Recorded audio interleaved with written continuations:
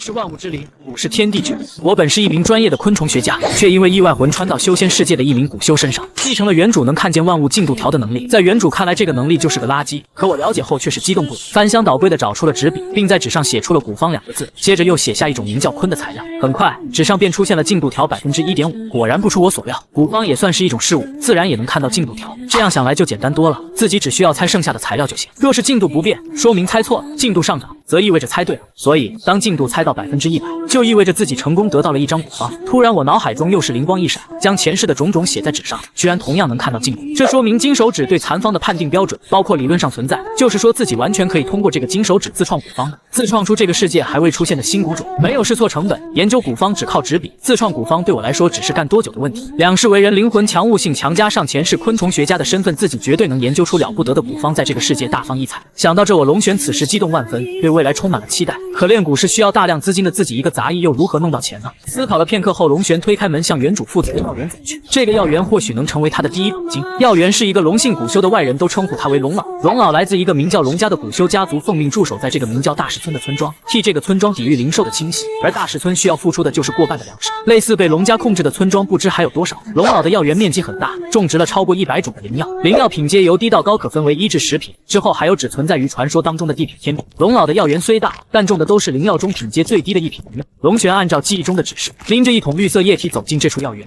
绿色液体是催熟液，给灵药用上催熟液，足以将灵药成长期限缩短1半。龙玄对这种催熟液很感兴趣，鼻子凑上前去嗅了又嗅，似乎想要研究出是什么成分。普通催熟液都能产生这么逆天的效果，高级催熟液岂不是能将1000年成熟期的灵药缩短至100年？他坚信只要知道这桶催熟液的配方，触类旁通，他绝对可以通过金手指研究出高级催熟液的配方。不过如何找到催熟液初级配方，就需要他从长计议了。龙玄收敛心神，舀出一勺催熟液，浇在一株名叫月光花的灵药上，成长度立刻由原来的17.1%变成17.2%。龙玄看了一眼后，继续浇灌第2勺，进度又很快从原来的17.2%上涨到17.3%。当他继续浇灌第3勺的时候，进度却毫无变化。龙玄若有所思，心中又想出金手指的第2个作用。为了验证心中的猜测，他又继续在另一种类的灵药上连续浇灌3勺催熟液，这次进度则出现3次变化。他又尝试浇灌第4勺，进度才停止上涨。果然如此，龙玄露出激动之色。按照龙老的吩咐，他需要每7天浇灌1次，每株灵药浇灌3勺。但现在看来，在用量上并不精确，或许浇灌的时间间隔也不够精确。灵药的种类是不同的，催熟液的用量自然也会有所不同。有的灵药吸收好，可能需要3勺；有的灵药可能1勺就够。在浇灌时间上自然也会出现较大差异，有的需要每7天浇灌1次，有的可能需要每5天浇灌1次。商家只能估算出个大概用量，出现浪费是不可避免的。为了多赚钱，他们甚至有可能会夸大用量，而龙玄完全可以因材施教，在每种灵药的用量上精确到极致，在施肥时间上也可以做到无缝衔接。这意味着什么？这意味着在不影响产量的情况下，这可以摊没一部分催熟液，意味着灵药在它的极限培养下成熟速度会远快于预期，一定时间内产量自然会超越从前。按照原主的记忆，龙老师用药园里的灵药来支付薪水，每段时间只需按时交付规定数量的灵药，多出的产量就当做他薪水了。原主工作越努力，赚得越多，若是偷懒导致产量无法达到规定数量，那么就要自掏腰包。而龙老只看结果不看过程，随便原主在药园怎么折腾，他从未来看药园视察过一次，并且常年闭关。如此一来，这第1桶金不就有了？龙玄嘴角露出笑意，金手指果然没废的这个金手指不但不废，反而有点逆天。接下来一段时间，龙玄便待在药园里研究催熟液对每种灵药的最佳用量和最佳使用间隔，并将研究出的数据记录在纸上。催熟液对每种灵药的极限使用方法已经研究的差不多了，只要按照我记录的方法使用催熟液，这个药园的产量足以再多创造出1/2的利润。这么高的分成，这炼制第1只蛊虫的钱是彻底有了。龙玄激动的紧了紧拳头，目光中露出期待之色。想想自己即将拥有人生当中第1只蛊虫，他便兴奋不已。时间一晃就已经1年过去，龙玄躺在摇椅上，身旁的桌上摆放的写满汉字的纸张和茶水。此刻他手中拿着一本书，悠哉的看着，吹着小风，十分惬意。而他手上此时拿着的是一本书皮上写着长生经3个大字的养生功法。养生功法在这个世界属于烂大街的功夫，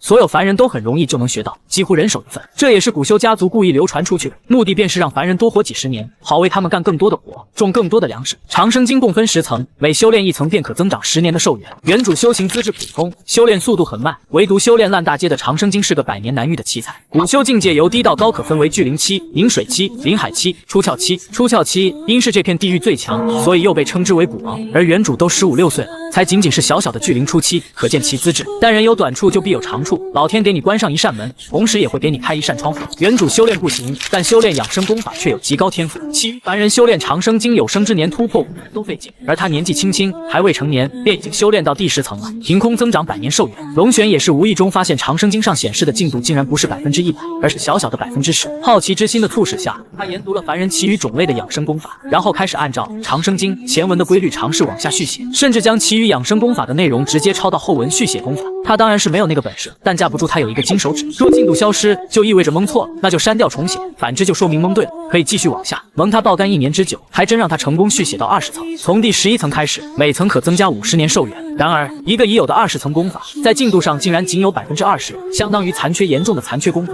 真是见了鬼。他可是深知长生经在这个世界真的只有10层，甚至这片地狱都没有超过10层的功法。龙玄有些肝疼，才推演10%的内容就让他干了1年之久，后面的内容更复杂更高深，已经深奥到以他目前的学识无法继续推演下去的程度，明显要付出更多的时间。他实在不敢想象将长生经推演到100%需要多长时间，100年、1000年，甚至是万年。龙玄慢慢收起长生经，终于不再研究这个功法，寿元够用就够，毕竟是个以武为尊的世界，当务之急应该将第一支蛊练出来，尽快增强自己的战斗力。这1年时间，他已经自创成功一种蛊方，方上的材料是组合不是排列，是不用讲究先后顺序。考虑到新手前期资金短缺，开局就练出一种逆天蛊虫绝对是一种奢望，所以他自创出的第一个蛊方造价极为低廉。但别看成本低，由廉价材料炼制而成的蛊虫未必就很弱。他的理念就是强强结合未必会变得更强，用上某些弱小昆虫的基因，可能会发生非常恐怖的效果。蟑螂的战斗力是弱，但这个世界的人恐怕不知道，蟑螂是打不死的小强。小强可以承受自身上百倍压力，毫发无伤，不吃不喝几个月都不死，内脏被破坏不会死，还能断肢重生。就算把他的头砍下来，也能强撑9天。在前世某个小日子过得不错的地方发生原子弹爆炸，所有生物全死，唯独小强活了下来，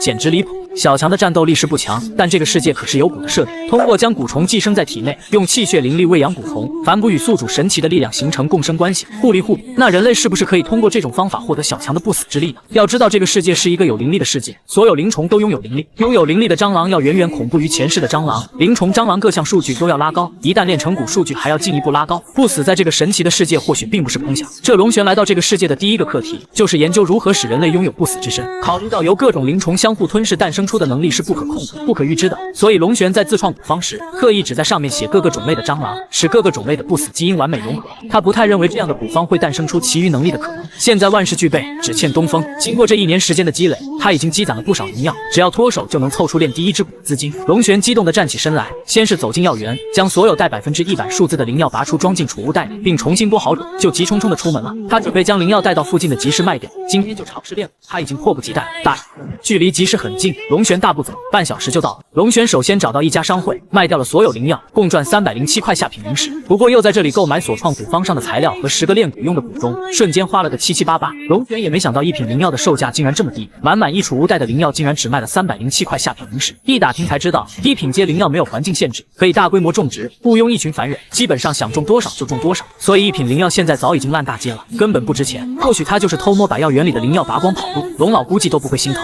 认清这个现实后，龙玄也只能怀揣仅剩的10块灵石去逛这个热闹的集市，也不知10块灵石能买什么。散修身家穷，摊位上基本没什么特别值钱的东西，但散修喜欢到山林深处冒险，捡到的东西也五花八门，什么东西都有。若说完全没有好东西，那绝对是不可能的。此时龙玄便又发现了金手指的又一种作用，摊位上所有宝物，他都是可以看见进度的，千万别小瞧这个能力，他可以判断出很多东西。比如进度无限接近100%的玄铁，龙玄严重怀疑玄铁的进度一旦达到100%，会变成玄铁金，到时候价值会翻上百倍不止。可惜哪怕普通的玄铁他现在也买不起，只能无奈放弃。10块灵石能买什么？他忽然发现穷逼逛街就是一个错误的决定，而他的身家除了10块灵石，也就那只灵鸡和20层的长生经能拿出手了。鸡哥能省下打药钱绝对不能卖，长生经又不敢卖，什么东西都没有比增加寿元更有吸引力了。他的长生经一旦拿出来，足以将那些快入土的老怪引过来。龙玄在各个摊位巡视半天，最终在一个老者的摊位前停下脚步，目光停留在一个破碎的蜂巢上，见有顾客驻足，老者仰起头笑道：“这是中品灵虫荆棘蜂的蜂巢，中品灵虫的恐怖之处，不用我说你也知道。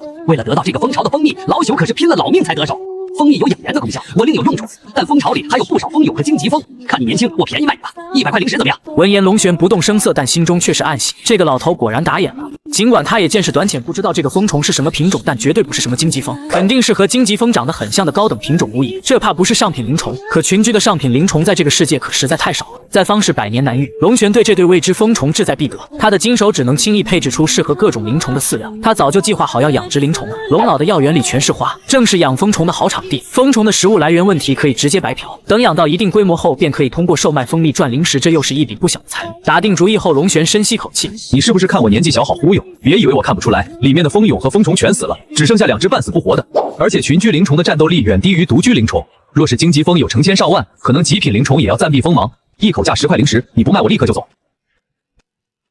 哎呦，我见过砍价对半砍的，你这直接砍到1/10的，我还是头一次见。我可没有骗，这荆棘蜂真是凶得很，可是耗费了我大半身家才得手，哪怕是只卖100块零食，我也是亏了。你这直接给10块零食，还不如直接把我杀了。闻言，龙玄心中想笑，那可是上品灵虫，能不凶吗？也算他命大。好笑你损失惨重，和我有什么关系？别怪我没提醒你，这2只蜂虫的情况很不妙，好像活不了多久的样子。活越久，砸在手里的可能性就越大。现在出售至少还能有10块零食，若长时间无人问津，让这2只蜂虫死了，那你真就1块零食都卖不出去。龙玄的话算是完全戳中了他的死穴，他表情犹豫不定，纠结了良久后，最后咬咬牙，肉痛地道：“拿去，算你蒋家厉害。”龙玄掏出仅有的10块零食，也是肉痛模样的扔到摊位上，顺手将蜂巢捡起拿在手中。他的眼光来看，蜂虫之所以会是这副萎靡不振的模样，完全是因为这个小老头太抠门，将所有蜂蜜掏光，活生生饿成这样的。蜂巢里那些死去的蜂虫也可能是活生生饿死的，只要蜂蜜让这2只蜂虫重新活过来的问题应该不大。龙玄还真怕这2只蜂虫会立刻饿死，于是将蜂巢装进育虫袋里，就尽快离开了。龙玄快马加鞭赶回家中后，立刻将蜂巢挂在药园旁的一棵果树上。药园里的花可不是野外普通的野花，那可是一品灵药，花香是何等的浓。当花香飘进蜂巢的那一刻，那2只萎靡不振的蜂虫顿时精神起来，瞬间满血复活，急不可耐地飞出蜂巢，双眼放光地飞向那片花海。2只小蜜蜂欢喜地扑向一朵红色的花朵里，又很快飞出，钻进一朵紫色的花朵里，疯狂采集花朵里的花粉和花蜜，忙得不亦乐乎，哪还有刚才半死不活的模样？见这一幕，龙玄也就放心了。这个擅长玩虫的世界有很多培育蜂王的方法，他只等将2只蜂虫培育成蜂王后，使他拥有吃不完的蜂蜜。说起来，他还真好奇由灵药花蜜制成的蜂蜜是什么滋味的。之后，龙玄将购买的灵虫从育虫袋里取出，瓶瓶罐罐很快摆满了整张桌子。望着摆满桌子的虫罐，龙玄心跳有些加速，准备炼制人生当中的第1只蛊虫。他的心情又紧张又亢奋，内心十分的不平静。这是他自创的蛊方，是他的独门蛊方，蛊方上足有100种材料。这个蛊方会诞生出怎样的蛊虫？他很期待。炼蛊步骤很简单，只需将蛊方上需要的灵虫全部集齐，然后放进蛊中里饿一段时间，迫使其相互吞噬，假以10日便可成蛊。若是一些不喜争斗的虫种，还需要一些别的手段激发其体内的凶性，不过这些手段就暂时不是他所能了解的。龙玄完全不知道这个蛊方的成功率是多少，只是准备了10份材料，购买了10个用于炼蛊的蛊中，打算同时炼蛊。很多蛊修都是这么炼蛊的，广撒网捞大鱼，而且节省时间。值得一提的是，蛊虫同类相食，因此每个蛊修同种蛊虫只能养1只，如果炼多了，只能尽快交易出去。然而很快龙玄便发现自己的准备貌似多余了，他又发现了金手指的另一个作用，炼蛊时在蛊中上也是能看到进度的，一旦进度达到100%，便是蛊成之日。那问题来了，如果一个蛊中里的灵虫注定不会成蛊，那还会显示进度吗？那可以显示进度的蛊中是不是一定会成蛊，而没有显示进度的蛊中是不是注定会炼蛊失败？那他是不是可以将没出现进度的蛊中立刻打开，然后找个天时地利人和的时机重新炼蛊，直到蛊中能看到进度为止？龙玄的头皮要炸了，也就是说，他炼蛊的成功率可能会是100%，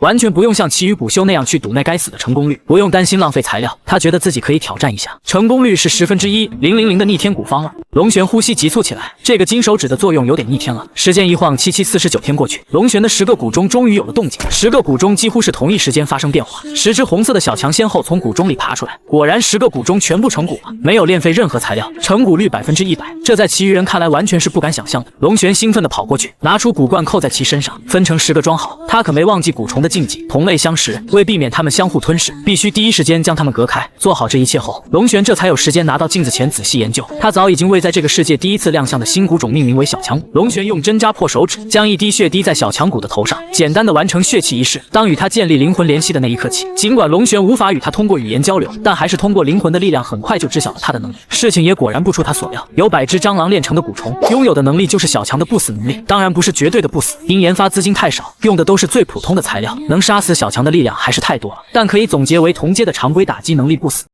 真正做到不死之身，恐怕需要用到极品灵虫蟑螂炼骨才有可能。用下品蟑螂炼出的小强骨有太多手段可以杀死，远远不是什么不死之身，说是更抗揍才更形象一些。抗揍能力在大族眼中可能不算什么，但在散修世界里，这绝对算得上一种相当不错的能力。龙玄已经很知足了，他就从没想过要用一堆最便宜的材料创造出真正的不死之身，那绝对是不可能的一件事。他满意的将小强骨放在手掌中央，对于这个处女座爱不释手。按照这个世界对蛊虫品质的划分，他的小强骨应该属于下品蛊虫。这个世界蛊虫的品质分为下品、中品、上品、极品。极品蛊虫是蛊中之王，是所有蛊修最渴望得到的东西。所有蛊修的梦想就是有生之年炼出一只极品蛊虫。每只极品蛊虫都对蛊修有着致命的吸引力，但极品蛊虫炼制难度极大，拥有者极少极少。龙玄就立志要自创出一种极品蛊方，炼制极品蛊虫也是他的梦想。他自然不可能第一次炼蛊就炼出极品蛊虫，蛊虫的品质由蛊方中的主材而定。所谓主材就是蛊方中的所有灵虫，经过相互厮杀，一定能笑到最后的那一只灵虫。主材必须是蛊方所有材料中战斗力最高，一定能留到最后，否则主材死了就意味着炼蛊失败。若主材是极品灵虫，那炼出的蛊虫便是极品蛊虫。同理，小强蛊的主材用的是下品材料，那不管能力有多奇特，也要被划分进下品蛊虫。但在龙玄看来，尽管小强蛊属于最弱的下品蛊虫，但它的抗揍能力可能比中品蛊虫还要实用。但同一种蛊虫只能用一只，这次炼蛊出了点小意外，导致多炼出了9只，对剩余9只小强蛊如何处理成了难题。总不能暴殄天物喂食给鸡哥。思来想去，龙玄决定还是像其余散修那样把多炼出的蛊虫卖掉。时隔1个多月，龙玄再次回到这个集市，只不过这次的他不再是买家，而是光荣的成了一个小摊主。第一次摆摊，摊位上的东西是少了点，看上去有点寒碜，但来日方长，他摊位上的东西早晚会丰富起来。之后，他将写着小强蛊作用和价格的牌子放在摊位上，等候第一个买家的到来，静等愿者上钩。他的到来也立刻引起其余摊主的注意。仅坐在他右边的摊主是一位精神抖擞的老者，看到他摊位上摆放的东西后，于是开口：“下品蛊虫吗？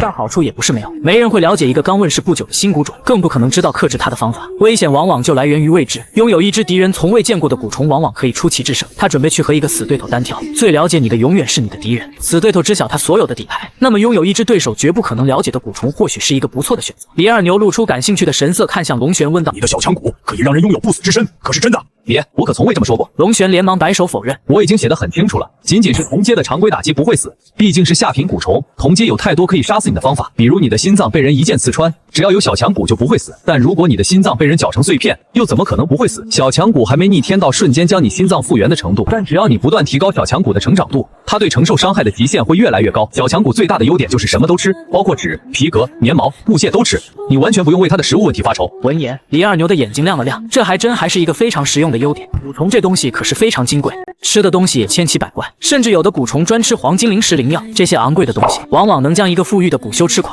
不挑食绝对算是加分项。那也不错了，毕竟只是个下品蛊虫。如果你真说它会让人拥有绝对杀不死的力量，那我也不会信。这个小强蛊我换了3块中品灵石，你收好。李二牛将3块中品灵石扔在摊位上，就二话不说带着手中的蛊罐离开了。1块中品灵石顶100块下品灵石，龙玄的储物袋空间不大，他也更愿意收中品灵石。开张成功，龙玄欣喜地收起3块中品灵石，随口吆喝一声：“走过路过不要错过，上好的小强蛊来看一看，你买不了吃亏，买不了上当。”见半天无人过来，龙玄就转头看向刚刚和自己对话的那位老摊主，打算卖给同行试试看。老人家，我这小强蛊有什么作用？想必你也看到了，你年老想必腿脚不好，买我的小强蛊正好可以上一道保险，相遇便是缘。看你是我邻居的份上，我便宜卖你，就收你299块灵石好了。李老道顿时吹胡子瞪眼，好你个小鬼，竟蒙骗到我头上了。我可不信你的小强蛊真有这种能力。尽管不会让宿主拥有真正意义上的不死之身，但他的能力还是有点可怕。你可知这种能力的实战效果有多恐怖？打斗时完全可以和对手以伤换伤，战斗力凭空增长1倍，一点也不夸张。这哪是下品蛊虫能拥有的能力？我你的小强蛊真有这种能力，在中品蛊虫面前，我宁愿选择你的小强蛊。你不信？龙玄斜眼看了他一眼，笑道：“我到底有没有夸大其词？你试试不就知道了。我的小强蛊有断肢重生的能力，你现在当场剁只手，你看我能不能把手接上就完了。”剁手？李老道当然不会同意，小强蛊没有断肢重生的能力，那他将手剁下来岂不成傻逼了？要验证小强蛊的能力，何须剁手？我一验便知。李老道被激将成功，决定无论是真是假，都将小强蛊买了，当场验证他的能力。若所言有虚，就当场算账，还能在他眼皮底下跑了不成？老道直接走到龙玄的摊位前，随便抓起一个蛊罐，打开蛊罐，看也不看一眼，就直接将里面的小强蛊血气，只要和蛊虫建立血气联系，那主人可以清晰知晓他的能力。通过灵魂传来的信息，李老道的表情很快怔住，脸色变变了又变，渐渐露出不敢置信之色。怎么可能？明明是很弱的虫类，怎么可能会拥有这么可怕的能力？李老道轻喃出声。行了，既然你已经血气了，那就赶快交零食吧。看在邻居的份上，只收你299块零食。龙玄打了个哈欠，不停催促道。李老道看向龙玄，这时候再看向他的眼神已经不同了。创出如此古方的人，绝非池中之物。此时他已经生出结交的心思。呵呵，算老朽眼拙，没想到弱小的蟑螂也能用来炼蛊，我也是大开眼界了。果然不能小觑天下任何虫类。不过我刚刚幸好没听你的话，剁手。这个小强蛊虽然真有让人断肢重生的能力，但还没夸张到瞬间复原的程度。断肢重生是个极缓慢的过程，可能需要花上几年时间。如果真听你的话，把手剁下来，那我的麻烦可就大了。人在古界身不由己，谁还没个仇家？李老道同样在龙玄的摊位上扔下3块中品零食，笑着说道：“这么快又开一单？”龙玄的脸上露出喜悦的笑容。见龙玄没有继续说话，升起交好心思的李老道则继续搭话道：“我可是做了你的生意，礼尚往来，你是不是也要照顾一下我的生意了？我的蛊虫虽然不是独门蛊虫，但绝对是这个集市最凶狠的蛊虫，包你满意。”闻言，龙玄也是来了兴趣，转头向他的摊位看去。相比于他摊位上那寒碜的个位数卖品，李老道摊位上的东西可就太丰富了，几乎快要摆满，全是装着各种虫子的瓶瓶罐罐。只不过他的瓶瓶罐罐一个比一个小，里面的虫子也一个比一个小，竟然全是用于寄生的内蛊。只不过他的内蛊对宿主没有任何好处，全是用来寄生到敌人体内，用来害人的。正是因为不自己用，所以不占名额，想养多少就养多少，属于消耗品。值得一提的是，蛊修前期灵魂薄弱，能签订血气的蛊虫是有数量限制的，每个蛊修的名额各不相同，和灵魂天赋有关。但距灵期蛊修平均能在4个名额左右。当然，龙玄两世为人可以同时签订血气的蛊虫数量可能比常人多，甚至多2倍以上。大部分蛊修签订血气的蛊虫数量十分有限，必须精打细算。而用来害人的内蛊是唯一一种不占名额的蛊类，所有蛊修几乎都会养一些。这个李老道竟然喜欢练这种蛊虫，绝对是个老阴笔，应该对他加以小心了。龙玄立刻对此人升起防范之心。再看虫罐上对瓶内蛊虫的介绍，龙玄顿时有一种头皮发麻的感觉。石头蛊行40粒，常放于满是碎石的路上，行人路过，石头蛊便会跳进行人体内。中蛊者小肚坚若磐石，大便便秘，人也会越发消瘦，不出半年必亡。米粒蛊行4米粒，常放于敌人米饭中，中蛊者食欲暴涨，常吃不饱，精神失常，若无解蛊之法，1月必亡。由大蛊常常于指甲缝隙近距离接触目标，或拍肩或握手入目标体内，蛊侵染血液后会吃光目标体内所有内脏，中蛊者往往撑不过1日。望着一种比一种残忍的死法，龙玄脸色微变，这是他第一次了解到这个世界的蛊险恶程度。就比如这个石头蛊和石子长得一模一样，根本无法分辨，而他回村的路就到处是石子，这要是谁在他回家的路上放几只石头蛊，那还了得。想想这可能发生的一幕，龙玄情不自禁打了个寒战。他根本分辨不出哪个是石子，哪个又是石头蛊，再怎么小心都没用。这还仅仅是最普通的石头蛊，比石头蛊更隐蔽的蛊虫还各种下蛊之法五花八门，根本防不胜防。他又该如何去防备？要知道细菌病毒他现在都是看不到进度的，意味着太小的东西金手指无效，很多几毫米小的虫子离远处他根本看不到进度，只有距离很近他才会看到进度。防备下蛊之法，哪怕他的金手指也帮不到他。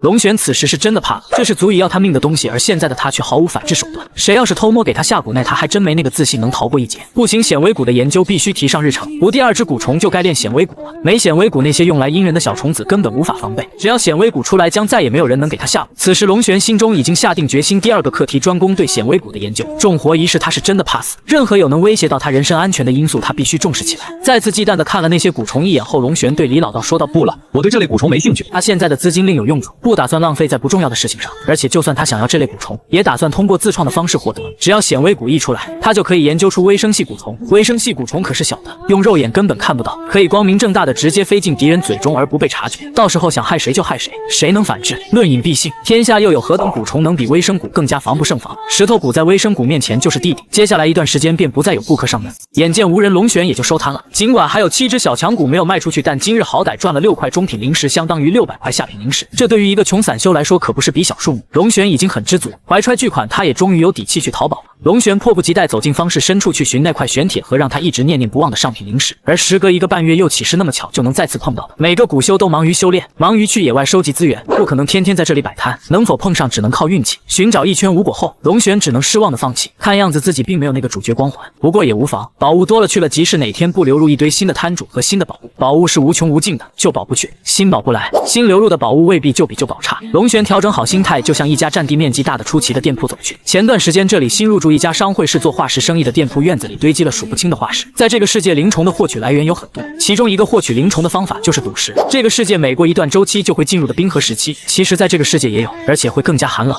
在这段时间内，气温骤降，寒流侵袭整个世界，整个地表被大雪冰川覆盖，整个世界至此大地将迎来永冬。在无数岁月里，大地将不再迎来一天温暖。在这段时间内，地表植物被大规模冻死，大地将不再生产食物，天下生灵要么冻死，要么饿死，万物生机断绝，不知有多少种类要灭绝。在冰河时期，能幸存者寥寥无几，而虫类算是生存能力最强的一类生命体。冰河时期来临的时候，全世界的虫类都会在高阶灵虫的带领下爬入地下，进入休眠期，同时体表会裹上一层厚厚的石衣，以隔绝寒气的侵蚀。进入休眠期的虫类会陷入假死状态，身体一切机能停止运转，可以一直不吃不喝，能量消耗暂停，寿元也将静止，可以撑过无尽的岁月，直到有外来因素打扰它们才会苏醒，慢慢从石衣里爬出来。而当它们再出来，世界可能过去千万年甚至百亿年的时间了。这些内部有古老灵虫的石头则被古修称为化石，化石里的灵虫距今都太遥远了，很有可能出现稀有品种，甚至出现早已经灭绝无数年的品种，价值巨大，一旦发现便可轻松报复。然而不可能所有灵虫都能撑过冰河时期，大部分灵虫哪怕有11御寒也会被冻死，能撑过那段时期的灵虫少之又少。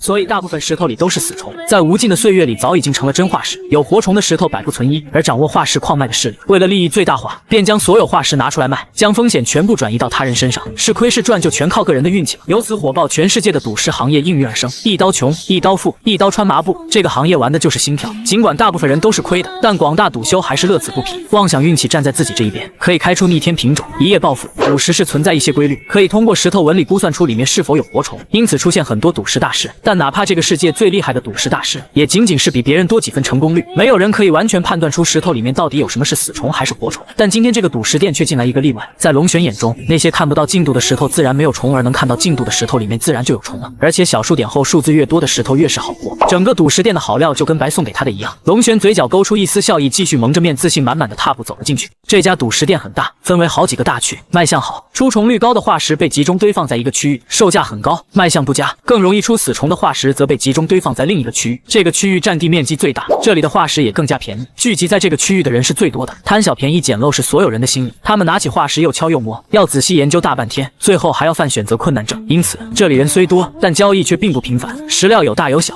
小的只有拳头大小，大的有4米之高，被放在院落中间展览，被称为石王。石王四周围了一群人，他们在这块化石上摸来摸去，口中称奇。这块石王的售价自然是全场最高的，无人敢买，也很少有人买得起，一直放在这里。围观的人虽多，却无一人出手。龙玄也是被这块石王惊讶了一下，这只灵虫到底有多怕死，竟然会结成这么厚的石衣。这么厚的石衣，想必冻死谁都不会冻死它吧？这块石王的出虫率一定会非常高。龙玄下意识发动金手指的能力，果然如此，石王中间显示出进度82.68732。好家伙，小数点后足足有5位数，这代表隐藏在里面的有可能是一只成熟7万年以上的极品灵虫，而极品灵虫可是炼制极品蛊虫的必须材料。龙玄顿时眼睛一亮，心脏狂跳不止。有了极品灵虫，他即刻就可以开始自创极品蛊方，从而炼制出古修生涯的第一只极品蛊虫。要知道极品蛊虫在整个方式可是一只都没有，拥有一只极品蛊虫对他来说还真是莫大的吸引力。然而如何以低调的方式将藏有极品灵虫的石王拿走，却需要他好好思量一番。直接买肯定是不行的，太过于引人注目，也没那么多灵石。他的目光忽然下移，当看到石王的标价后，顿时有些牙疼。好家伙，1000万标价，他们怎么不去抢？想灵石想疯了吧？1000万标价，他现在无论如何都买不起。掌柜的，你这定价不合理吧？就算这块石王真能开出极品灵虫，那这售价是不是也太高了？要知道炼蛊可是有极高失败率的。龙玄看向石王旁一个正背着手的胖子，不解地问道。这个胖子叫钱多多，正是负责这家店的掌柜。闻声胖子的圆脸上挤出笑容，转头看向这个蒙着面的少年，笑道：外行了不是？谁告诉你石头里最高只能开出极品灵虫啊？蛊虫的诞生原理就是群虫相互吞噬，虫界弱肉强食，以虫为食的灵虫，短时间内吃虫吃多了，自然也会机缘巧合变成蛊虫。虽然数量少，但自然诞生的蛊虫绝对是真实存在的。教你一个只有赌石大师才知道的道理：蛊虫一旦进入休眠，结出的石衣往往会非常厚。这块石王绝对有开出蛊虫的可能，而且多么逆天的蛊虫都有可能。一旦开出排行榜上，那些逆天蛊种卖多少亿都有可能。我这1000万的定价已经很低了，谅你也出不了这么多灵石。告诉你一个好消息，我们这里恰好有一个活动，可以免费领走石王，就看你有没有这个本事了。钱多多忽然神秘地说道。愿闻其详。闻言龙玄眼睛一亮，顿时来了精神。蛊虫的能力是可以进行深度开发的，这种事你知道吧？钱多多先是反问道。龙玄摇了摇头，他是个无师承的小散修，什么知识都没人教，一切只能靠自己摸索，见很多常识性的东西他都不懂。钱多多露出果然如此的表情，耐心解释道：人与蛊最大的区别就是人类是众生中智慧最高的，而蛊虫智慧最低，却拥有秒杀人类的力量。两者恰好可以结合，形成互补。人类的智慧可以让蛊虫发挥出更加可怕的力量，例如火球蛊。火球蛊的能力就是吐火球，但它智商低，不懂得变通，只会不停地吐火球。但人类是聪慧的，人类可以发散思维，让火球变大，变成大火球术，或让火球变多，变成群火球术。这在无形之间，火球蛊相当于又多掌握2种能力，战斗力暴增。类似的例子还有很多很多。普普通通的蛊虫，在大智慧人手中都变成了极可怕的存在，让该蛊种身价暴涨。可以说，没有废物的蛊虫，只有废物的蛊修。只要你的智慧够高，想象力够大，那么蛊虫的能力将有无限的可能。绝大多数蛊虫都只有1种能力，而有大智慧的蛊修却可以给他们开发出第2种能力、第3种能力，甚至是第10种能力。看见那个投标箱没有？钱多多这时向石王旁的木箱一指，我家小姐前阵子得了一只上品的元素系蛊虫。这个世界蛊修最渴望得到的蛊类，除了同系蛊虫，也就元素系蛊虫了。元素系蛊虫无实体，是一种能量形态，可以免疫绝大多数攻击。我家小姐当初抓到它的时候，可是花了不小的功夫。只可惜这只光蛊虫智商实在太低，能力是操控光线，却只会照明术。因此，我家小姐在这里广征众人的智慧，只要谁有想法，都可以将自己的想法写在纸上，然后扔进投标箱里。谁开发出的能力能让我家小姐满意，可中标成为标王，将那块石王带走。钱多多笑眯眯地看着龙玄，类似的话他已经不知和多少人说过。他很喜欢看别人那以为天上要掉馅饼的表情。闻言，龙玄心中一动，不过他又很快冷静下来，连忙质问道：“对吧？到底开发出多么厉害的能力，算是中标完全没有标准啊？这岂不是成了一家之言？最终解释全归他自己所有。万一有人的想法打动了他，他却舍不得送出。石王昧着良心说没中标怎么办？如此一来，我们岂不是都成了冤大头，被他挨个白嫖一遍？我相信有我这种想法的绝对不止我一个。呵呵，又外行了不是？”钱多多一副笑眯眯的模样，完全不恼，再次解释道：“你这句话可是说错了。有这种想法的人，其实全天下就只有你一个。天下蛊修，皆知我前世商人练的是诚信蛊。诚信蛊有个非常致命的弱点，那就是宿主做事必须诚信，否则就会被诚信蛊反噬。最小的后果也是留下心魔修为，终生不得寸进。然有一弊，就有一利。正是因为诚信蛊有如此弊端，所以全天下蛊修皆信任我前世商会购买修炼资源，都会优先选择我前世商会出售重宝，也必会优先考虑我前世商会。因为身具诚信蛊的前世商人，绝不能以任何手段杀害客人，他间接行凶都不行。因此，我前世商会才会越做越大，成了这里最大的商会之一。前世商会能有今天的规模，诚信蛊的约束绝对功不可没。我前世也因此立下所有管事者必练诚信蛊的族规。所以你的担心完全多余，我家小姐绝不可能做出违心之事，更何况1000万在我前世商会眼中就是个小钱而已，完全不值得拿性命冒险。只要你为光蛊虫新开发出的能力够逆天，那么这块石王就是你的。前世商会说到做到，看到那群拿着纸笔冥思苦想的人了吗？你看他们有多信任前世商会。钱多多将胖胖的手指指向一个方向，龙玄顺指望去，果然那里有一群人拿着纸笔，或坐在台阶上，或坐在画室上，一个个皱眉苦思，或急得抓耳挠腮，神若癫狂，也不知杀死多少脑细胞。见到这么多人打算投标，龙玄对钱多多的话信了几分，他对自己的脑洞还是很自信的。生活在这个脑洞大爆炸的世界，这里的土著怎能与他相比？龙玄自信满满，拿出纸笔准备来的脑洞风暴，一举拿下标王。望着龙玄兴奋的模样，钱多多心中暗笑，又被他忽悠成功一个。现在的年轻人还真好骗，天下哪有白掉馅饼的好事？他是一句谎话没说。诚信蛊确实拥有让人无法抗拒的约束能力，但他避重就轻，故意没说钱晶晶的标准。钱晶晶对那块石王很看重，在他看来，这块石王有可能开出极品蛊虫，有价值等于极品蛊虫的能力摆在他面前，将石王送出去才不会亏。也就是说，他的标准是将一只上品蛊虫开发成媲美极品蛊虫的战斗水平。怎么可能？就是神来了也办不到，这注定是任何人都无法完成的任务。谁来了也别想中标，他诚心是在那玩人呢。他就从没有要将石王送出去的想法，他的标准就不是人类可以完成的，最后一定会通杀。钱多多再次感慨小姐的狡猾实在太奸诈了，什么都不用付出就将所有人的智慧白嫖了，这简直就是在空手套白狼，偏偏又不会引起所有人的不满，让他们白送创意却不自知，这招绝了。钱多多露出一副奸笑，见龙玄正呆呆地站在原地冥思苦想，又道：这次招标一共是1个月的时间，你来的不巧，今天恰好是最后一天，距离招标结束已经不到1个时辰了，希望你在这么短的时间内能想出一个不错的能力。话落，钱多多便转身离开，寻找下一个目标了。相同的话他要再重复给更多的人，他巴不得有越来越多的人过来乖乖献出自己的创意。而此时龙玄双耳不听窗外事，脑海中正在经历一场史无前例的脑洞大风暴。他双眼紧闭，首先要确定的就是不能跑题。光蛊虫的能力是控制光线，可不是只要是光属性的能力就都能办到，所以光速攻击、光速移动、元素化这些能力就不用想了，光蛊虫绝无可能完成。控制光线可以衍生出的能力有很多，龙玄第一时间想到的就是可以将人眼致盲的闪光弹，这是最简单的用法。人眼之所以能看到万物，是因为光线照射到物体表面，经过反射和折射进入人眼产生的。假如控制光线不再发生反射，那么人眼将处于一片黑暗中，什么也看不到。控制光线足以开发出让对手失去视觉的能力。如果控制千里之遥物体反射出的光线拐弯进入自己眼睛，那是不是可以千里视物？千里眼这不就开发出来了？如果让照在地表的光不再发生反射，那么光就会被地表吸收，最终变得越来越热，形成致命的高温，整个大地将会变成一个炽热的熔炉。这已经算是禁咒范畴了。如果人为改变光线的反射的光线进入人眼后，会不会造成错误的视觉？比如敌人明明在你左边，视觉上看到的敌人却在右边，那这样的能力就实在太可怕了，谁遇到这样的对手都要头疼。这还不是最可怕的，如果光蛊虫成长度够高，是不是可以控制一个地域的光线不再落下来，将这片地狱变成永夜，让整片地狱的生灵都处于无尽的黑暗中。黑暗夜行之术这不就出来了？龙玄的脑洞控制不住了，继续发散。光可色散成红橙黄绿青靛蓝紫，又可分解出紫外线、红外线、X 射线、gamma 射线、无线电波。红外线可加速人体新陈代谢，促进血液循环，缓解疲劳，消炎止痛，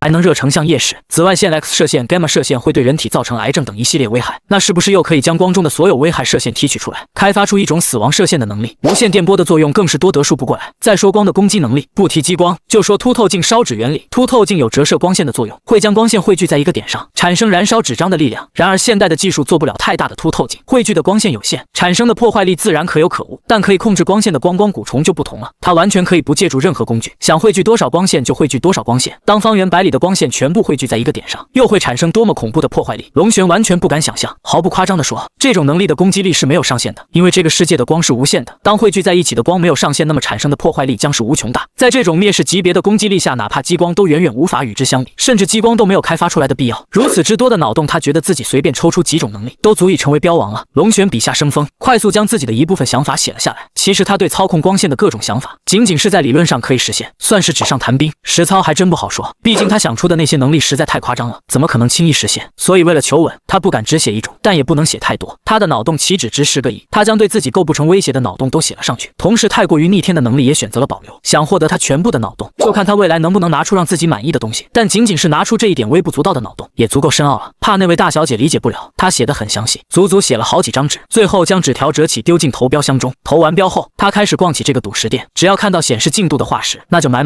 但除了那块石王，他没有在碰见第二个小数点后是5位数的化石。他很理智，只买了几十块就收手了。一方面是零食不够，另一方面也是不敢全买，生怕前世商会发现店内全是废料后会怀疑有人拥有能看穿化石的能力。尽管他的担心有可能是多余的，但他还是不打算冒险行事。就算接下来中标后该怎么安全将石王带走，他也要谨慎行事，准备好好谋划一番。当场切尸恐怕不行，开出极品灵虫会着火，将极品灵虫当场卖掉，身怀巨款也会着火。到时候卖也不是，不卖也不是。当宝物的价值高到一定程度，方士的禁杀令可能是无用的，带走恐怕更不行。一方面是他的储物袋是最低级的，空间狭小，根本不可能装下4米高的石王。就算他有大空间的储物袋，那么多人看见他带走价值1000万的石王，恐怕也会生出杀人夺宝的想法。到时候带走不行，不带走也不行，他将陷入两难境地。这就需要他想出一个两全其美的破局方法。考验他智商的时候到了，在挑选化石的功夫，投标的时间很快结束了。一位身穿白色衣裙的绝色少女从店内走出来，她纤腰一握，眼睛晶莹澄澈，却透露出一种狡黠之色。尽管脸上戴着面纱，让人看不清样貌，但仅看鼻梁以上就足以确定其有着沉鱼落雁之貌。也不知有没有谁摘下她的面纱就嫁给谁的规矩。她的出现让全场为之一惊，很多人都露出火热的目光。这部分人都是参与投标的人，只等着结果揭晓。现在已经心急如焚。此时正主终于出现，便有人再也等不及，急忙在人群中喊到：场面话就不用说了，快看投标箱吧，我的智慧绝对会让你眼睛一亮。少女很快轻蹙起眉头，她企图用广集众议的方法，快速为光蛊虫开发出强大的能力。身为一只强大的元素系蛊虫，却只会照明术，着实有点丢人。这处方式并不是她的第一站，在这之前，她已经用相同的方法走了很多地方，但效果都不佳。这个世界的基础属性是金木水火土风雷7种，绝大多数人的属性都是其中几种，这7种之外的属性皆属于变异属性，数量极为稀少。光属性实在太冷门了，懂的人少之又少，以至于哪怕集广大智慧，收获也少之又少。这次又是这种情况，一个个自信满满傲的不行，真以为他们研究出了什么了不得的东西，结果全是无用功，大部分还都跑题了，口气大得很，说什么光速攻击、光速移动，他还不知道光的速度很快用得着你说。问题是光蛊虫的能力仅仅是控制光线，与控制光线无关的能力根本办不到，更有甚者将已经存在的光属性能力抄了过来。这些能力都耳熟能详，人人皆知，如光遇注、光球、光照，就好像他没看过书一样。那几个叫的最欢的更是狗屁不通，说什么光逆流能让时间倒流，他觉得这个人是在侮辱自己的智商。直到其中一张纸条的出现，给了他眼前一亮的感觉。纸条主人的想法简直是天马行空，上面种种新奇的理论他还是第一次听说，让他大开眼界。比如人眼为什么能看到世界，光的反射和折射，这些学问他闻所未闻，打开了他的世界观，让他看得如痴如醉。尤其里面开发出的各种能力让他头皮一炸，简直秀得他头皮发麻，让他忍不住拍案叫绝。操控光线的能力竟然还能这么开发，简直绝了。他不得不佩服设计出这些能力的人，这脑子到底是怎么长的？眼看大小姐的眼睛已经在一张纸条上停留了很久，钱多多惊了，难道真有哪个鬼才研究出东西了？难得呀，走了这么多站，总算有收获了。钱多多露出笑脸，其余人这时候脸色都不好了，那是不是自己的纸条？他们还是分辨得出的。大小姐在别人的纸条上停留过久可不是什么好兆头，早早被检查过纸条的人更是脸色铁青，暗骂他有眼无珠，不识货，实在太没眼光了。自己那么伟大的创意，他竟然仅仅是扫一眼就丢下了，可是将他们打击得不轻。龙玄此时却是一副平静无波的表情，淡定，意料之中的是有什么好激动的？研究良久的钱晶晶这时终于将纸条放下。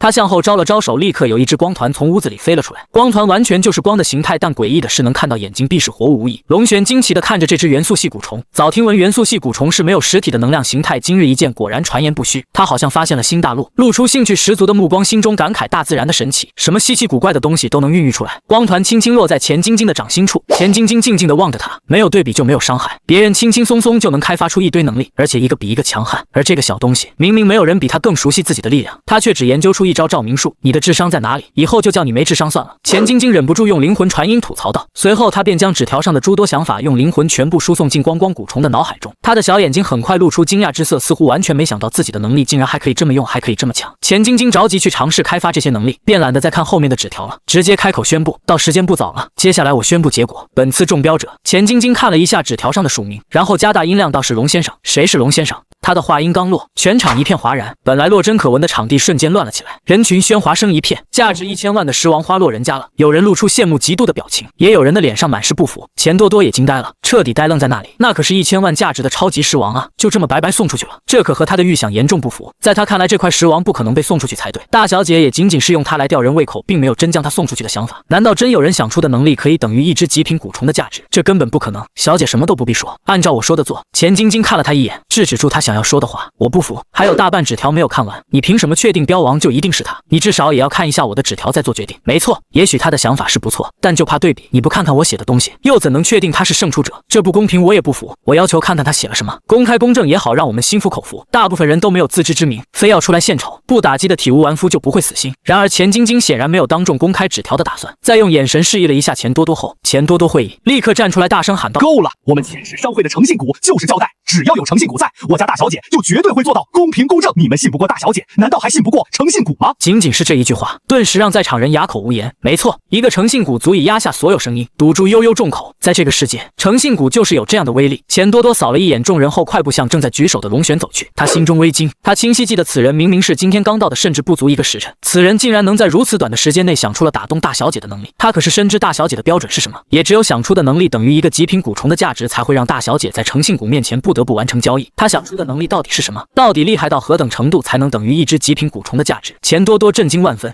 哈哈，承让了，承让了。龙玄依旧是淡定的模样，毕竟是早已经预料到的事情，没什么好大惊小怪的。他抱拳向周围人拱拱手后，就迫不及待地向那块巨大的狮王走去了。此时众人在看到他瘦小的体型后，无不震惊，中标者竟然如此年轻，还是个孩子吧？自己竟然输给了一个孩子，这让很多人难以接受。钱晶晶看到纸条的主人后，眼中的惊讶之色也一闪而逝。显然没想到如此多稀奇古怪的想法竟然会出自于一个孩子之手，这是他万万没有想到的。他本来以为见识如此深之人必然是一个年迈的老学者，没想到会是一个少年。小友，你是打算现场切实，还是打算直接带走？现场切实，我可以免费代劳。钱多多这时走到龙玄身边道：现场切实吧，我没那么大储物空间。龙玄摸了摸那块巨大的狮王，随口说道。闻言，全场人顿时都来了精神，立刻全部围了过来，看别人解释是他们最大的乐趣，尤其要解的还是世所罕见的狮王，这让所有人激动起来，迫不及待地跑过来看热闹。正在选时的古修也都将手中的化石放下，兴奋地跑了过来。转眼的功夫，这里就围了一大片人。见他打算在这里谢狮王，钱多多面露喜意。在这里谢狮不仅可以满足他的好奇心，还能聚拢人气，刺激消费。若是出好虫，他还可以第一时间拿下，简直一举多得。钱多多从储物袋中拿出一把红色的斧头，笑眯眯地看着龙玄道：这把灵斧是上品灵器，削铁如泥，再厚的化石都能切开，你打算先切哪里？龙玄用好奇的目光打量了那把上品灵器一眼后，用笔在化石上画出一条线，几乎在化石中心处一分为二。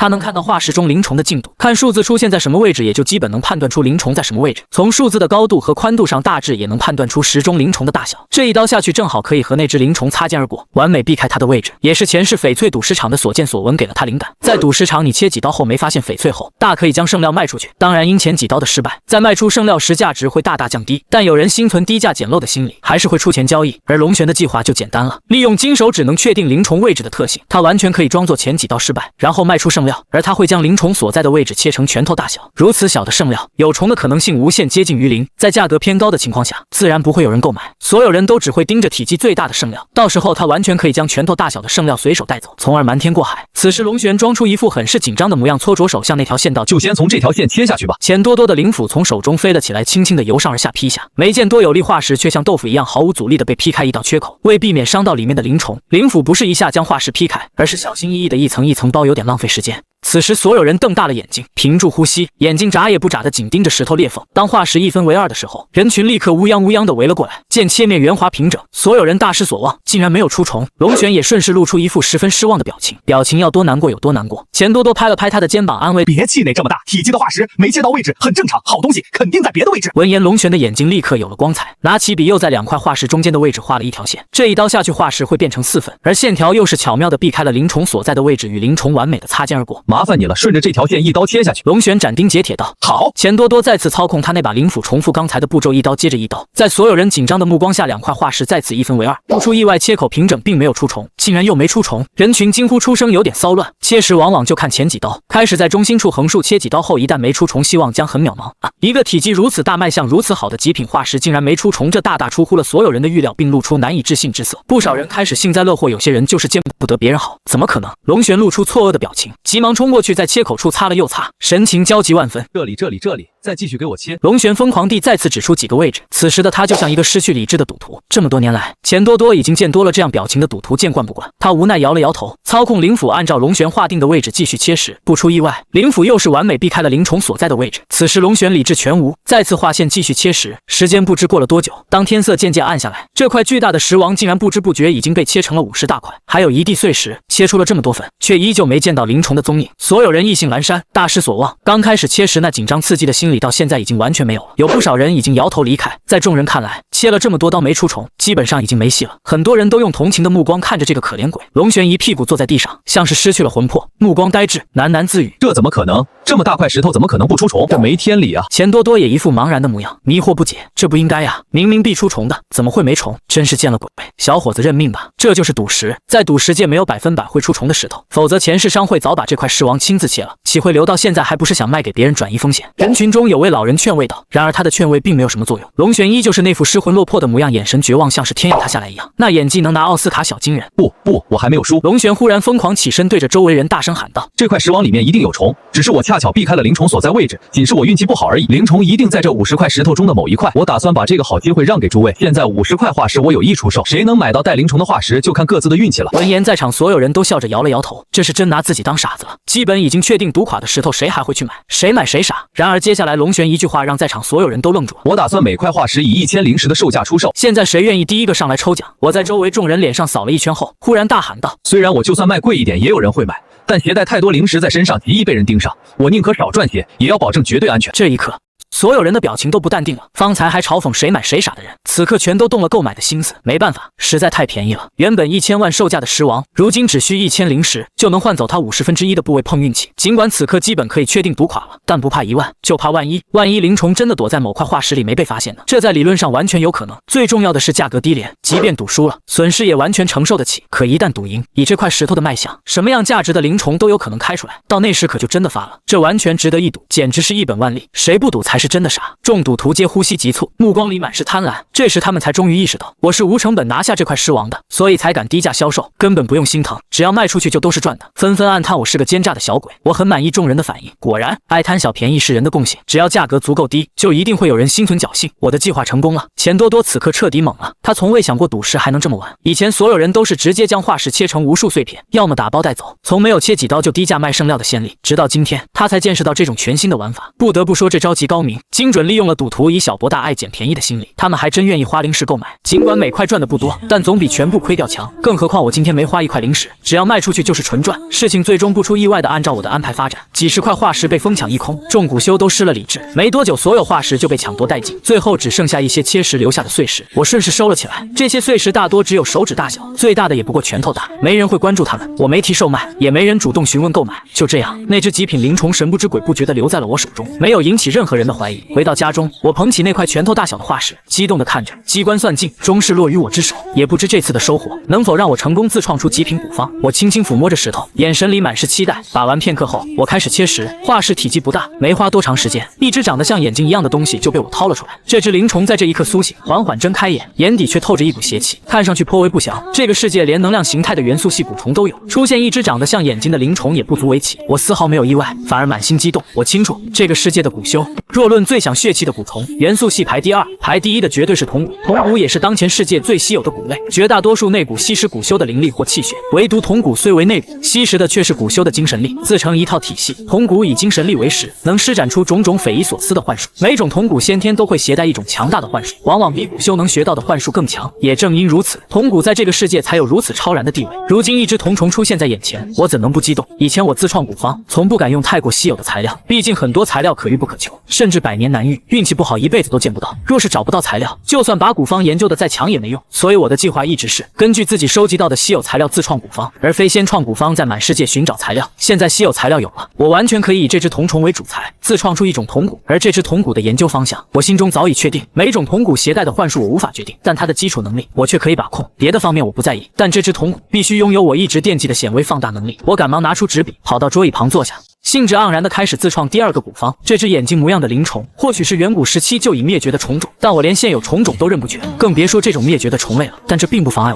我早已发现，我的金手指是以宿主的认知为主，而非这个世界的虫种名词。哪怕我用现代汉字自创古方都可以。这个世界未被命名的微生物，我随便起个名字，金手指也能完全识别。既然不知道这是什么虫种，那就随便命名，不用在意好不好听，就叫石中眼。反正同一种东西在不同地方往往有不同叫法，这虫子在我这里叫这个名字，又有何妨？我很快在纸上写下石中眼3个字，不出意外，金手指完全识别，立刻出现了进度。我下笔如有神，忽然想起农村一句老话：牛眼看人大，鹅眼看人小。鹅之所以喜欢刀人追着人跑，或许就是因为它看人像小东西，而牛把人看成牛棚那么大，所以才任劳任怨，被鞭子抽也不敢反抗。既然牛眼有事物放大的能力，我首先就想到了将牛眼加入古方。古的原理是群虫相互吞噬，我也不知道把非虫类的牛眼放进去行不行，但有金手指在，试一试又何妨？反正不用付出任何成本，顶多浪费几秒钟时间。我提笔将牛眼写上去，古方的进度立刻出现了微幅上涨。我嘴角露出笑意，知道自己找对了方向。这一刻我终于明白，炼蛊不必墨守成规，材料也未必必须是虫类，我可以大胆尝试一些常人不敢想的材料。如此一来，古之一道的上限就大大提升了。有了牛眼的启发，我很快又想到了鹰眼。鹰眼同样有放大物体的能力，甚至更加锐利，能看清10公里开外的猎物，仿佛近在眼前。若是在古方中加入鹰眼，说不定还能让我拥有千里眼的能力。当我写下鹰眼2字后，古方的进度再次变化，而非消失，这证明我又成功了。接下来便是漫长的研究古方的日子。我每天除了躲在家里钻研，就是去极西方市收集古方所需的材料，顺便捡漏疯狂敛财。我已然看出，这第2个古虫的造价恐怕会是个天文数字。值得一提的是，同一种材料往往会被多种古方用到，在只有一种材料的情况下，金手指会优先判定需要材料最多的古方。这个世界的古虫品质由灵虫品质决定，而古虫能携带多强的能力，则完全由灵虫数量决定。当然，这也不是绝对的，材料多的古虫未必比材料少的强。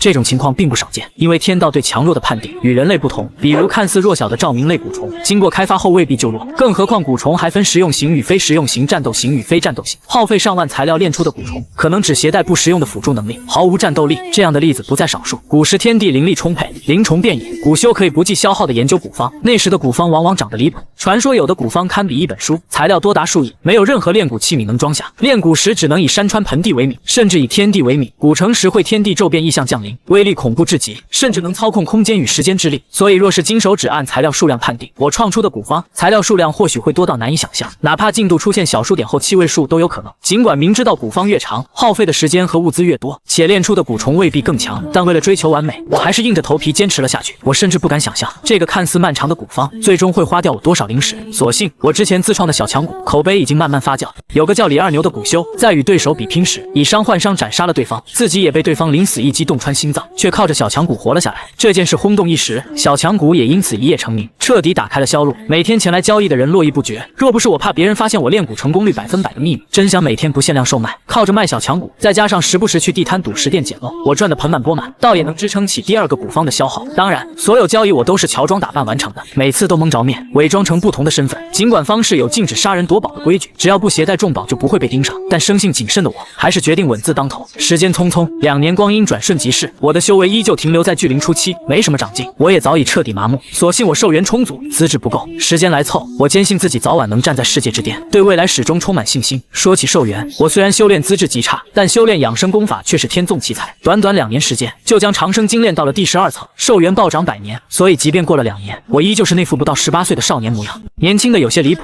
寿元增加，成熟的时间也随之拉长，这也让我有些苦恼。至于新古方的研究，我耗费2年时间，终于成功完成，其中大半时间都用在了学习和摸索上。尽管我早已做好材料繁多的心理准备，但当看到3000多份材料的古方时，还是吓了一跳。要知道，普通散修炼蛊用几十种材料就足够了，多的也不过几百种。我这几千种的数量简直离谱，这其中不乏许多价值昂贵的上品灵虫，光是炼蛊成本就已是天文数字，粗略估算要数百万灵石，贵得令人啧舌。我这些年逛遍方士，靠金手指淘了不少宝贝，卖了无数小强蛊，东拼西凑，才总算凑齐了一份材料所需的灵石。而这次炼蛊也几乎掏光了我的所有身家，一夜回到了解放前，耗费如此巨资和时间。若是蛊成后没有携带强力幻术，我心态恐怕真的会崩。我深吸一口气，将所有材料取出，逐一放进一个大鼎中。灵虫数量实在太多，原来的蛊中根本装不下，只能用大鼎将所有灵虫放入鼎中，盖好盖子后，我便开始观察进度。若是没有进度，就意味着无法成蛊，我就会把所有灵虫取出来，改变顺序重新放入。这个步骤反复重复了37次后，大鼎终于出现了0%的进度。与此同时，鼎中的灵虫瞬间全部安静下来。那只散发着邪气的石钟眼十分诡异，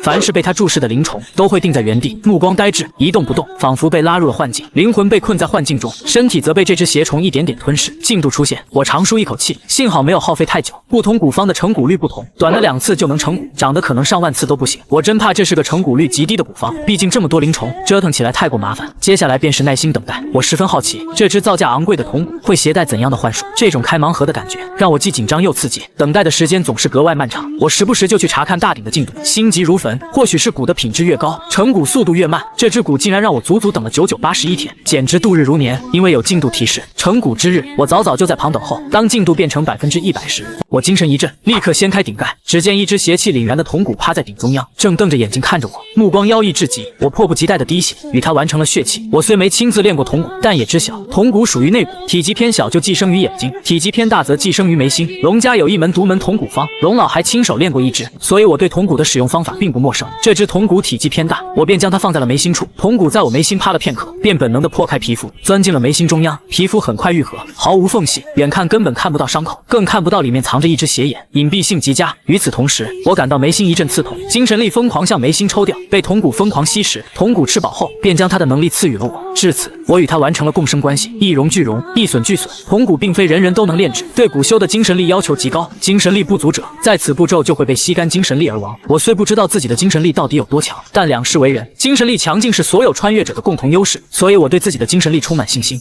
我毫无不适地与铜蛊完成了共生，完全能负担起对它精神力的供养。同时，我也知晓了这只铜蛊携带的幻术元界。元界能将现实世界的景物完美复制成幻境，幻境中的一切都与现实一模一样。身处其中的人根本无法通过寻找与现实的不同来识破幻术。这种绝对真实的幻境，能让众术者身处幻境却不自知，这便是它的强大之处。我激动不已，迫不及待地试验起铜蛊的基础能力。意念一动，我眉心处缓缓张开一只眼睛，散发着妖艳的邪气。我紧闭双眼，试着用这只眼睛去看世界。随着精神力的注入，眼前的世界开始一点点拉长放大，正是我梦寐以求的显微放大能力。我欣喜若狂，没想到真的成功了，竟然凭着自己的摸索，造出了能放大微小物体的能力。我屏住呼吸，平复跳动的心脏，开始测试铜蛊的极限。我加大精神力的注入，视野进一步放大，很快进入了微观层面，能清晰看到微米级的生物，终于可以去寻找水熊虫了。但我并不满足，继续放大视野，渐渐能看到空气中漂浮的细菌和病毒。此时的眼睛已经能看到内米层面，我依旧没有停下，疯狂注入精神力，视野再次放大100倍、1000倍。随着视野不断放大，眼前的画面以中心为起点，快速向四周移动，让我有些头晕目眩。不知放大了多少倍，我已经能看到分子，再进一步又看到了原子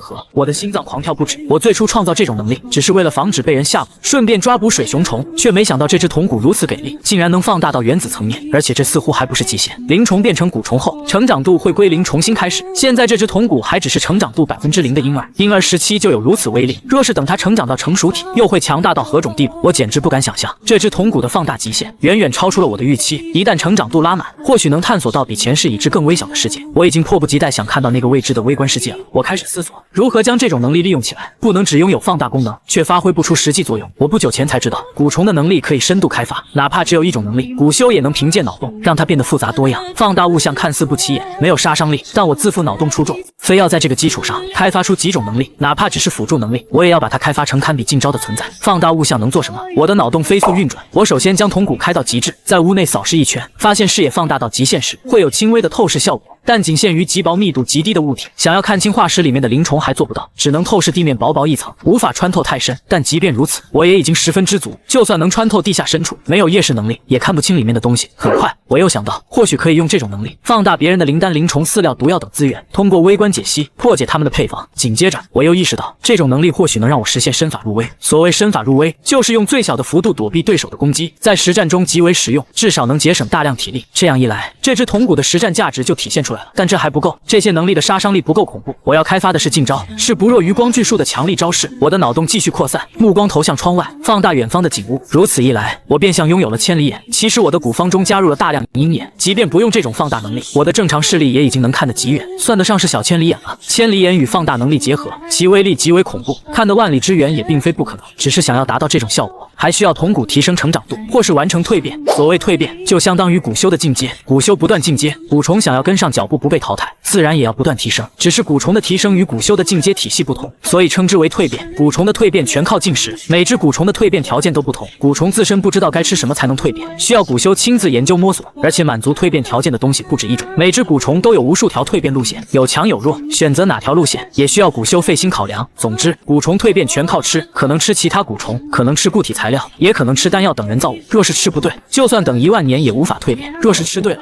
就能快速完成蜕变，甚至短时间内连续蜕变多次，进阶速度比古修快得多。也正因如此，哪怕古修境界很高，也能在极短时间内培养出与自身境界相符的蛊虫。若古修的境界分为巨灵期、洗髓期、灵海期、出窍期，那么蛊虫的蜕变就对应反骨、灵骨、七骨、一骨。目前我还没找到这只铜骨的蜕变方法，但我距离洗髓期还很远。这件事完全不用着急，千万别想着以巨灵期的境界直接培养出一只一骨。虽说能做到，但主仆双方实力差距过大，后果不堪设想。要么蛊虫反仆为主，要么古修被反噬。所以我没有急于研究它的蜕变路线，当前首要任务还是继续开发它的能力。一开始我并没把远视能力放在心上，看得远又不能伤敌，但当我看向地面时，彻底不淡定了。我虽然还没有真正意义上的透视能力，却忽然发现千里眼竟然能与我的金手指搭配使用。要知道，我的金手指可以无视障碍物阻隔，比如裹在化石里的灵虫，哪怕我的眼睛看不到，视线被厚厚的石皮挡住，也能看清化石深处的进度。正是这个特性，在千里眼的加持下，我竟然能看到地下极深处的进度。尽管不知道出现进度的是什么东西，但这个发现让我瞬间呼吸急促，再也坐不住了。这个能力意味着什么？意味着我可以轻松找到地下的灵石矿脉、金属矿脉、化石矿脉，甚至有可能发现古墓。这简直是数不清的财富和机缘。发了，彻底发了！我激动地在屋内快步走动，差点忍不住大笑出声。淡定，淡定，切勿大喜大悲。我强行平复激动的心情，继续开发铜骨的能力。作为首次在这个世界出现的新骨种，发明者拥有命名权。我思索片刻，给它命名为天机之眼，自觉这个名字十分贴切。给铜骨命完名后，我眼睛一转，借着天机之眼的远视和轻微透视特性，望向了龙老的住处。一座简陋的茅草屋内，身材壮硕的龙老盘膝坐在草垫上，身前一个炼丹炉正被他用灵魂力操控着，漂浮在半空中。炼丹炉下，一团紫色火焰燃烧着，散发着灼热的温度。龙老操控着紫火，在炼丹炉下反复烘烤，火候时大时小。没过多久，炼丹炉内的材料就全部烧成了灰烬。该死，竟然又失败！龙老暴跳如雷，情绪激动地咆哮着。就差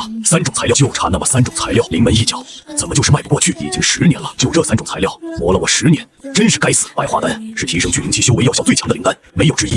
只要我能补全这张残方，龙家的实力就能再上一个台阶。可这一步，我怎么就是跨不过去？这次失败，到底是材料不对，还是成功率的问题？此时，他不远处的桌子上正放着一张古朴的丹方，散发着岁月的气息，显然已经流传了很久。但这张丹方却是残缺的，缺了一角，而缺失的恰好是3味最重要的主材，价值极高，缺一不可。又恰好这张残方被极远处的我看得一清二楚。龙老也太不小心了，丹方这种机密之物怎么能随便乱放？望着桌子上的残缺丹方，我若有所思。龙老这些年一直闭关不出，难道就是为了修补这张残方？我心中感叹，别看这残方只缺3种材料，但对别人而言，补全残方需要巨大的试错成本，每试验一次都要花费海量的时间和资源，而且试验失败后还未必能判断出是材料不对还是操作不当导致的失败。要知道，任何世界的炼丹都有极高的失败率，所以哪怕残方只差3种材料，若是运气不好，花费几十年也未必能补全。试验次数多了，就算家里有座金山银山，也早晚会被耗光。补全残方简直就是个无底洞，掏光身家也未必能有结果。更何况缺失的还是开头3味最昂贵的主材，需要用最珍贵的材料反复试验，高昂的成本无疑又加大了补全的难度。然而对别人来说难如登天的事，对我而言却易如反掌。天机之眼的古方3000多份材料都被我摸索出来了，还差着区3种。我补全残方不用耗时耗力的反复试验，而且零成本，就算用在昂贵的材料试错，我也毫无压力。区3种材料对我来说完全是小菜一碟。更何况丹方名叫百花丹，已知的97种材料全都是花，那么么剩余3种材料必然也与花有关，在限定灵药品阶，范围就更小了。百花丹，难怪龙老的药园里会全种花，原来如此。我眼睛转了转，眼神中露出激动之色。炼丹师啊，我发现自己貌似能成为炼丹师。我通过千里眼加透视能力，龙老的炼丹过程一览无余，完全可以偷学炼丹术，偶尔还能顺几张丹方出来。我越想越兴奋，在这个世界，炼丹师是比古修还要稀有尊贵的职业，他们极为敝帚自珍，炼丹术和丹方极少对外泄露，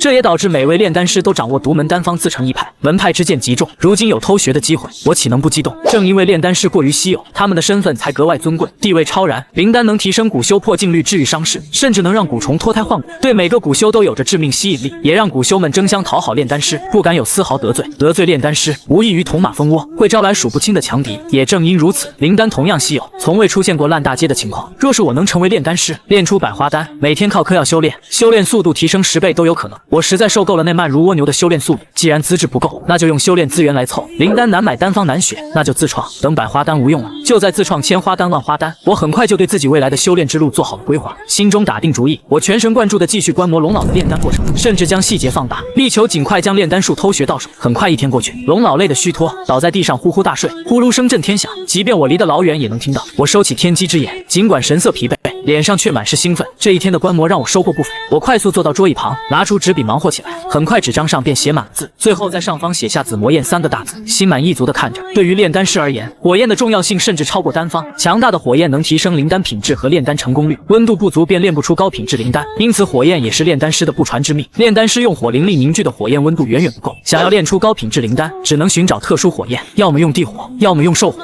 要么用人造灵火。灵火需耗费稀有材料炼制，配方极为珍贵，高明的灵火配方甚至不逊色于天火。而我记录下的紫魔焰，正是龙老的独门秘宝，龙家的不传之秘。想来是龙老粗心，竟将配方从储物袋中拿了出来，才让我轻而易举得到。捧着这张默写的灵火配方，我欣喜若狂，但也清楚天下没有不透风的墙，炼化紫魔焰难免会被龙老发现，到那时我唯有死路一条。因此我决定借鉴紫魔焰配方，自创一种更强的灵火。此前我对灵火制作一无所知，无从下手，如今有了模板，便知道该用哪类材料，哪种方法。自创灵火或许并不是难事，无非是耗费时间罢了。我精神再次亢奋起来，重新拿出一张白纸。自创灵火的第一步是确定火焰的特点和能力。我第一时间想到了前世小说中那种散发寒气的火焰。虽说这个真实世界从未有过寒火，燃烧释放热量是常理，寒火看似违背科学，但我还是想尝试一番，反正无需成本，顶多浪费时间，万一成功了呢？我先为这种灵火取名寒冰神焰，这相当于命题自创。若创出的火焰与寒无关，残方便不会显示进度。写下题目后，我想到前世消石制冰的原理，这个世界也有消石，且富含灵力，制冰效果或许更强，便毫不犹豫地在题目下写下消石。笔落瞬间，纸上出现0.1%的进度，我喜出望外。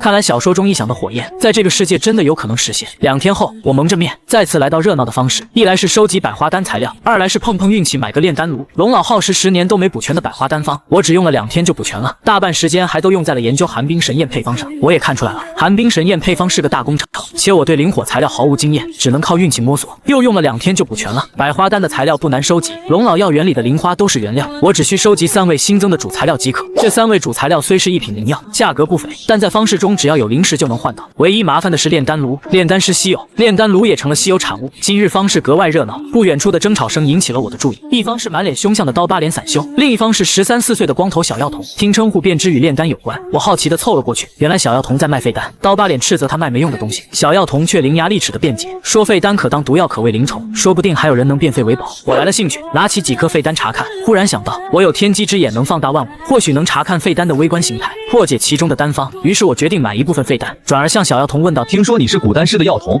我需要一个炼丹炉，你可有？小药童果然转移了注意力，答道：我有一个，但我自己要用，卖给你我就没得用了。我心中一喜，连忙说道：任何东西都能卖，只是价码不够，想必你有门路再弄一个，旧的不去，新的不来，我出1000块灵石。猜得没错，小药童有个炼器师学徒朋友，1000灵石足够他换个新的，还能有余。可他却摇头道：我不要灵石，我要你的小强骨。我愣了一下，劝道：你这体型不适合肉身开团，养几只外骨做保镖更合适，小强骨更适合虎背熊腰的壮汉。小药童却执意要换，我便不再劝说，说道：换可以，但我的小强骨早已不止1000灵石的价格。这样吧，每种废丹给我10颗，当做补差价。小药童立刻点头，捡起废丹，又拿出一个青色三角炼丹炉，将废丹放进炉中递给我。我接过炼丹炉，扔给他一瓶小强骨。小药童欣喜收下，立刻收摊离开。一旁的刀疤脸彻底傻眼，见我要走，连忙拦在我身前，讨好的说：“小友留步，我也想换小强骨，我用灵药换，这些都是我亲自采的，你随便挑。”我接过他的储物袋，惊喜的发现里面竟有我要找的3味主材料，而且数量不少，真是踏破铁鞋无觅处。我将灵药全部收下，扔给他一瓶小强骨，便转身离开了。从方氏回来时已是深夜，因不少人要换小强骨，又有散修讨价还价，耽搁了不少时间。不过收获喜人，之前炼制天机之眼耗光了我的小金库，这次出手一批小强骨，总算回了血。我也清楚，寒冰神宴是耗资源大户，必须尽快攒够灵石。虽说已是深夜，但炼丹材料已经备齐，我兴致正浓，立刻拿出炼丹炉，准备尝试人生中第一次炼丹。通过观摩龙老，我对百花丹的炼制方法已经了如指掌。百花丹需要100份灵花材料，药力极为强劲。我按照偷学的方法，调动火木双属性，掌心催发出一缕火焰。成为炼丹师需满足火木双属性先天灵魂强大、火灵力控制精细3个条件。这3个条件将绝大多数人挡在门外，也造就了炼丹师的尊贵。我目前的灵魂力还不足以托起炼丹炉，只能将其放在地上，操控掌心的火焰落在炉底预热。炼丹的第一步是高温剔除灵药杂质，取其精华。这一步极难，温度过低会让杂质与精华融合，过高则会将两者一同粉混。哪怕经验丰富的龙老也经常失误。我集中全部注意力，见丹炉温热，便丢进一株灵药，正要调整火候，却震惊地发现丹炉上显示出提纯进度0%。我忽然想起，第一次炼蛊时也出现过类似情况。原来金手指的进度显示不仅局限于死物果物，还包括正在做的事情。有了进度提示，提纯就变得简单起来，进度稳步上涨。就维持当前操作，进度异常就及时调整火候。原本千难万难的提纯步骤，对我而言变得轻而易举。我一个新手，第一次提炼灵药竟几乎没有出错，很快就将100株灵药全部提纯完毕。除了几株因火候过猛被粉混，其余都成功提炼出精华，装进药瓶整齐摆放。接下来便是将灵药精华按比例倒入丹炉，在高温下融合凝固，用灵魂力凝结成丸。这一步极其考验灵魂力，一旦出错，所有材料都会进火。但我并不慌张，按顺序倒入精华，生火加温，用灵魂力仔细观察炉内情况。丹炉上再次出现了炼丹进度。随着时间推移，我额头渗出细汗，神情紧绷，不敢有丝毫松懈。凭借进度提示，我有惊无险地完成了所有步骤。当进度跳到100%时，我大喜过望，立刻打开炼丹炉，浓郁的丹香瞬间弥漫全屋。炉内满是金色的灵丹，足足有9981颗，这是满丹，代表步骤完美，没有一颗废丹。唯一可惜的是火焰普通，灵丹品质不算顶尖，但我已经十分知足。我抓起几颗百花丹扔进嘴里，将剩余的收好，随后便继续研究寒冰神宴配方。